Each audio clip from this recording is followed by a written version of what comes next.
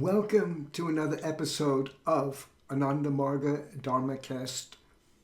This is a podcast series addressing topics in spirituality using the teachings of Sri Sri Anandamurti as our starting point.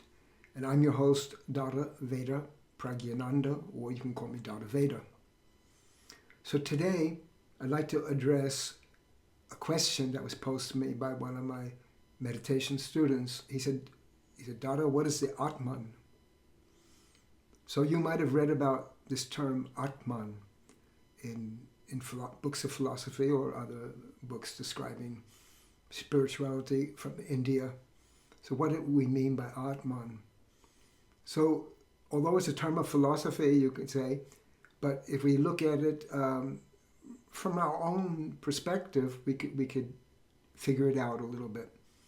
So we have a very active mind, a human mind. That's what has really separated ourselves or distinguished ourselves from a lot of the other living beings. It's a very developed mind. But this developed mind has different parts of it. Some of it are quite similar to what animals and plants have, but some of it is very advanced. So let's look at that. So we have a part of the mind which is where we have the sense of, I do this, yeah, I'll pick up that, I will do that, I will meet that person, I will talk, I will say this, I will eat this, I will drink that. And this is, and this I of this particular I, which psychologists will call the ego.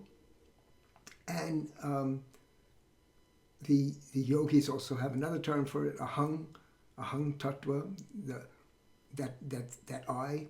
So we have that I. We have that I. That's for sure. That's why we say I will do this. I will do. We have a sense of agency. We have a sense that we can do things. So this is one part of the I. But we can also sometimes withdraw a little bit and go beyond that. Like here's a good example of that is, suppose you're angry and you get into a rage, and sometimes we can't control ourselves when we get into, you've heard the road rage, people just go crazy on the highways when they get angered. But sometimes in the middle of this rage, we can drop back and we can witness it. We say, oh yeah, I'm getting angry. Then you can control it. So what is that part of the mind? That's part of the mind is the pure existence. And that's why all human beings can say, yes, I exist. And it has nothing to do with whatever you're doing or that. But I exist. This is called the great factor in Sanskrit, Mahatattva, or you can just say the existential factor. So that's an important part of the mind.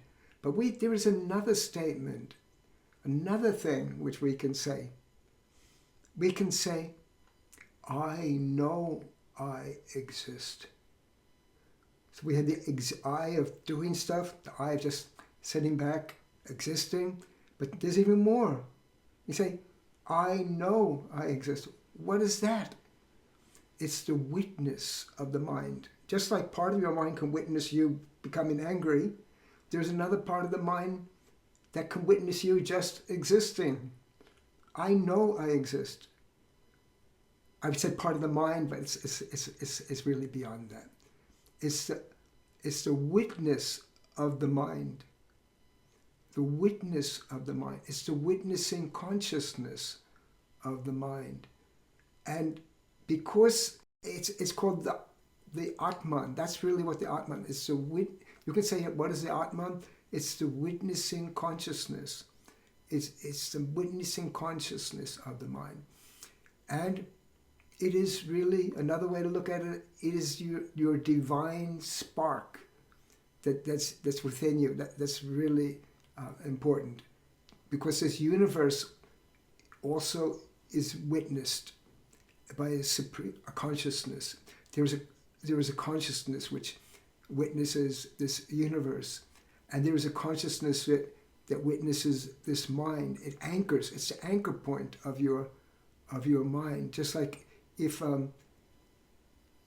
there's no witnessing faculty, then things will dissolve. There was once people say, well, if a tree falls in a forest and no one sees it falling, well, does it fall? You say, yes, of course it falls. We can go there 5 days later and then we will find, yeah, that tree fell. So we had to, but if there was not, something was witnessing it, and that witness of this entire universe is the supreme consciousness. The supreme consciousness is holding this entire universe. And that supreme consciousness has its some branches, you can say. And one of them is that small piece of consciousness which is witnessing you and which holds you together. And that is the Atman. So that is the Atman. And the collection of all the Atmans is called Paramatman, or Supreme Atman, Supreme Consciousness. But at the base of existence is consciousness. And mind that we have comes out of that consciousness. This world that we have, this universe, has come out of that consciousness. It's a question of philosophy, no doubt. But the way to experience it is in meditation, personally. So what we do in meditation is we withdraw from this world around us, and we withdraw from the extremities of the body and bring our mind into one point, and that mind is surrounded by consciousness, and we go deep, deep, deep, deep, deep, deep beyond the chit-chat of the mind, with she said that to me, and I said that to her, and he said that to me, I'm going to do this. We go beyond that chitter-chatter, and we go to a very quiet place, of that existential place, just existing. But then we go beyond that to that place of where does the witness of that, even that quiet mind, where is that witness? And when we find that witness, then we find the Atman. And the yogis who have reached that point, they tell us one thing. They say that Atman is the bliss. It is the unending happiness. And that is the driving force in humans to search for that. And that's why people don't get satisfied in this world. There's always some more. If you get $1 million, you want 2 million. If you have this happiness, you're going to want another happiness. But the mystics, the yogis say that when you withdraw and you go to your existence, and you go beyond your existence to the Atman, the realm of the Atman, of the consciousness, that's where bliss is, and that's where you're satiated, and that's where your human quest is culminated. And that is the path that humans are on. And this capacity to walk like this, to even start to think about this, is what really separates humans from other living beings. This is our dharma. This is our nature, our divine nature. We share some of our nature with the plants and animals around us. We do, no doubt.